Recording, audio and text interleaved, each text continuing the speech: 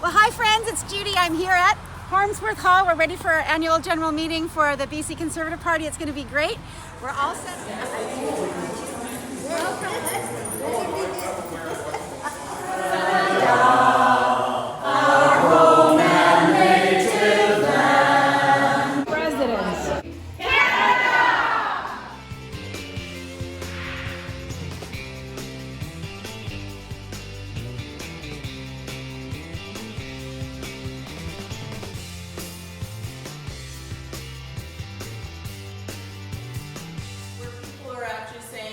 Am I for all the things that I thought Canada was, because we certainly were shown that our freedoms and liberties weren't as assured or as guaranteed as we once thought.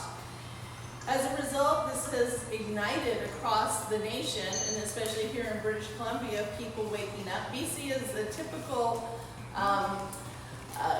position of always being kind of complacent and nice. We have a lot of things we can be rather doing than politics here.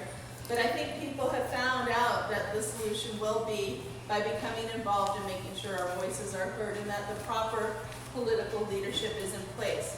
After all, we get to choose who governs us. I can't think of a more important aspect of my life that I want to have a say in. Who's going to govern me? Who's going to make the laws that will dictate the quality of my life, that will dictate where my money goes? Do I have a job?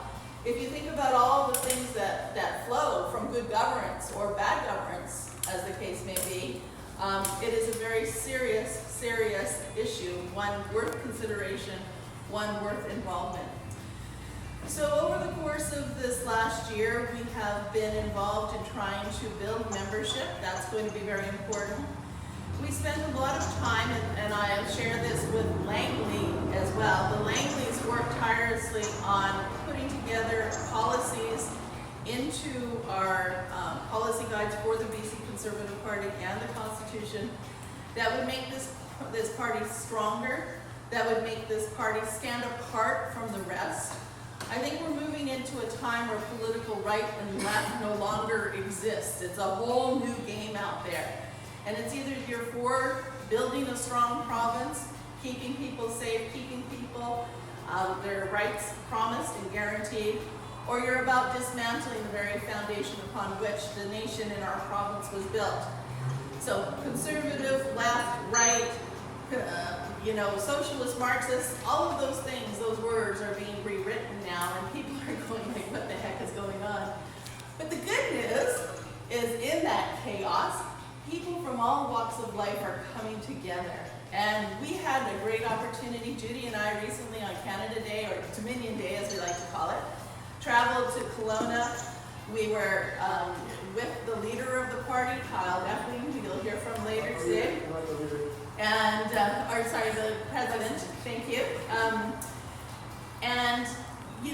People were hungry. The booth for the BC Conservatives was packed. We took up brochures. People took them, hungry, going, will I find a solution here?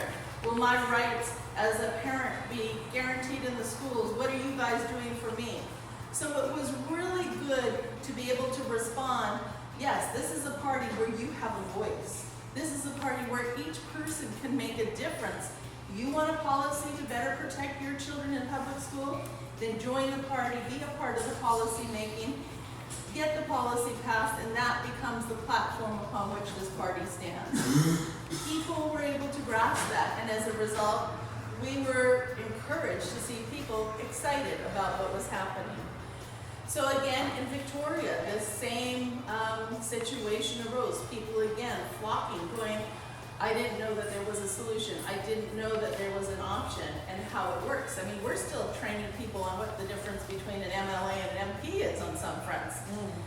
So this party has a lot of work to do. If we are going to be the party of the people, where people's voice matters, where we give them an opportunity to be heard and respected, we're going to have to reach out and give them guidance on how to do this, because politics is a different animal for most people.